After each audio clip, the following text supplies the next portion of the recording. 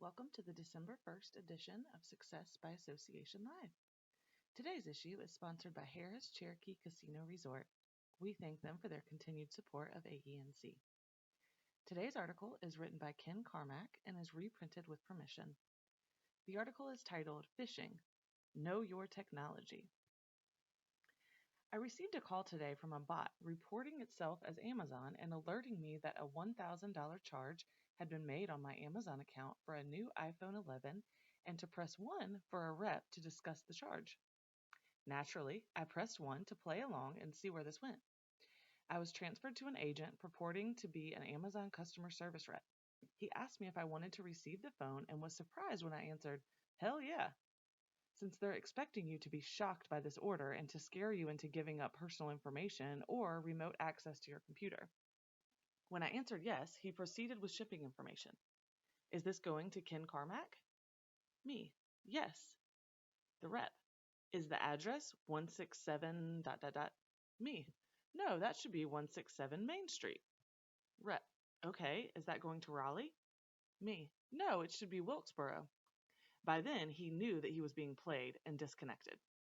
The bottom line here is that phishers are constantly whipping up new schemes such as this one to scare you into thinking that you've been charged for a TV, iPhone, Norton antivirus, or similar. If you panic, they hope you will divulge personal information or provide access to your computer, which they can then exploit.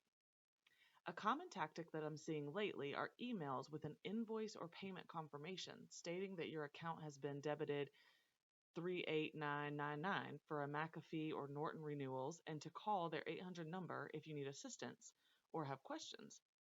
One client of mine was scared into action by this, dialed the 800 number and provided remote access to his computer to an agent.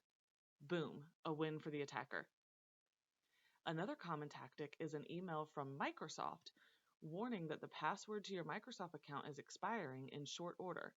The goal here is for you to click on the link, proceed to a page that looks like Microsoft where you enter your user credentials, which they can then use to log into your actual Microsoft account.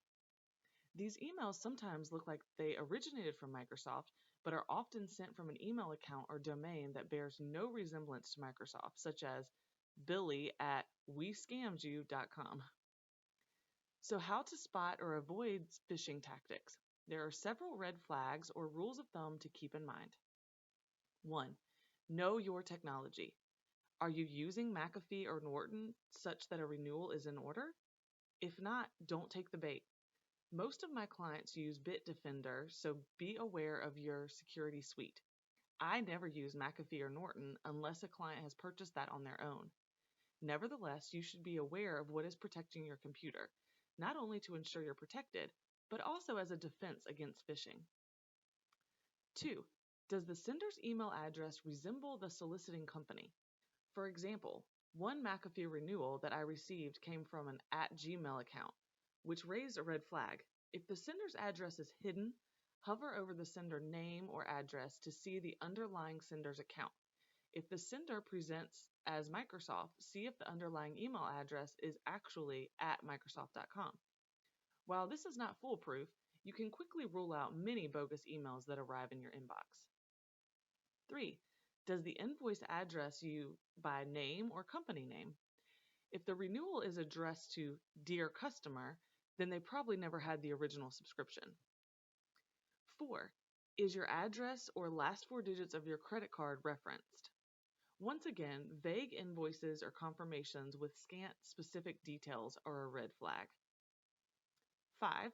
When in doubt, send the items to your IT department to verify legitimacy.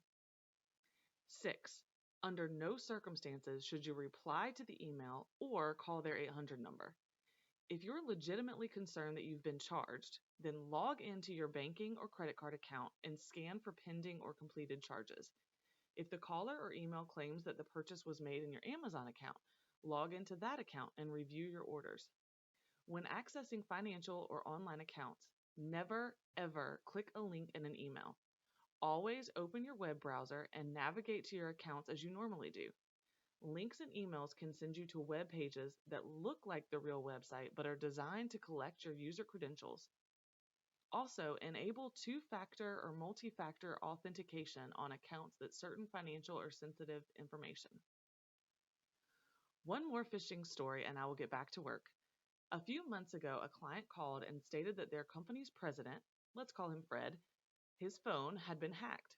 A young employee, call him Jimmy, in the company received text from the president asking him to run an errand and buy 15 $100 Apple gift cards to distribute to the staff as performance awards.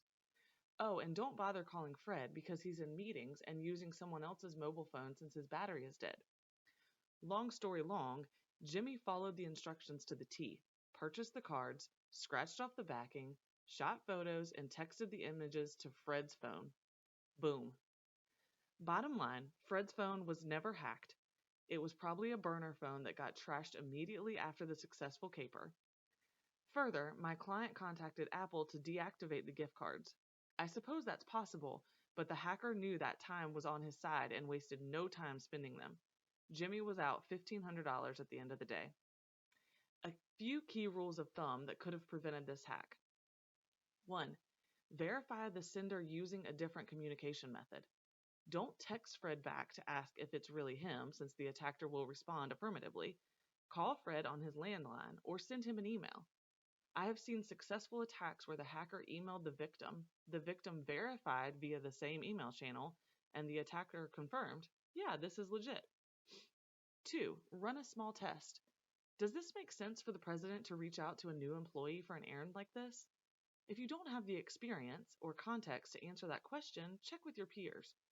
If Fred is really in a meeting, what's a few minutes to ask around to confirm that? Remember, these hackers use fear to kick you into quick action, which always works in their favor. 3. Avoid mobile numbers on your company website.